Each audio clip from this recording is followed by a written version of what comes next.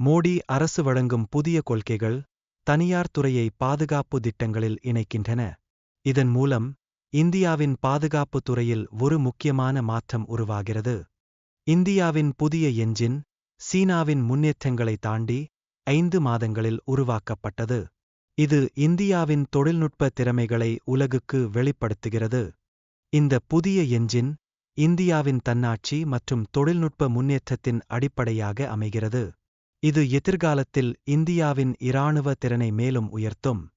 இந்தியாவில் செயற்கை நுண்ணுயிர்களை உருவாக்குவதில் முன்னணி நிறுவனமான ஹைப்ரக்ஸ் இந்நிறுவனத்தின் சாதனைகள் உலகத்தை அதிர்வெண்ணமாக நிறுத்தியுள்ளது. இராணுவ படைகளுக்கான வேகமான மற்றும் திறமையான ஆயுதங்களை உருவாக்குவதன் மூலம் இந்தியாவின் பாதுகாப்பு திறன்கள் மாறுபடும். இதன் மூலம் உலகளவில் இந்தியா ஒரு முக்கிய சக்தியாக மாறும். இந்தியாவின் தெஜ் இன்ஜின் மற்ற நாடுகளுக்கு எதிராக இந்தியாவின் பாதுகாப்பு மற்றும் வான்வழி முறைமைகளை மேம்படுத்தும் முக்கிய சாதனையாக பார்க்கப்படுகிறது. இந்தியாவின் புதிய மிசைல் தொழில்நுட்பம் அதில் உள்ள வேகமான இன்ஜின்களால் முந்தைய மிசைல்களை மேம்படுத்தி எதிரியின் நிலத்தில் தாக்குதலை மேற்கொள்ள உதவுகிறது. இந்தியாவின் பாதுகாப்பு உற்பத்தியில் தனியாரின் பங்களிப்பு இந்தியாவை பிற நாடுகளுக்கு அடிமையாகவிடும் வாய்ப்புகளை நீக்குகிறது.